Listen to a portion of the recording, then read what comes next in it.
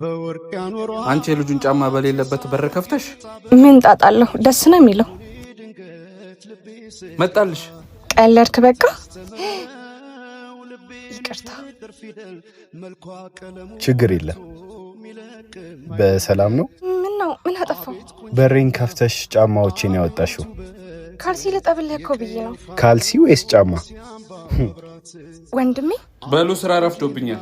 ለምን ደነገጥሽ? ቻው በቃ። እሱ የኔ ቤት ነው።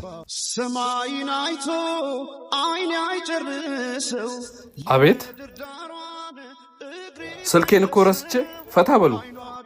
እና የምትወዳት ልጅ አለች? ማናት? ያንጎ። እሱማ የወንድሜም ነው። ነገር የማያልቅበት። አይገርምም? ጂኦዞን ሰርጌዞን ሆም ዴስቲኔሽን እያለ ማይ ኤሪያ የሚባል ፌቸር ይዞ መጥቷል። ማይ ኤሪያ ደግሞ ምንድነው? ለኛ ለያንጎ ሹፌሮች የምንሰራበትን ቦታ በራሳችን የሚያስመርጥ ሲሆን ጊዜና ነዳጅን ቆጥቤ በሁለት ተከታታይ ቦታዎች ስሰራ ተጨማሪ እስከ 7% ኮሚሽን ይታሰብብኛል። ብዙ ቦታዎችን ስመርጥም ተጨማሪው ኮሚሽን ይቀንስልኛል። አረ ለወንድሜ ምን ነግረዋለሁ? እንደምትወጂ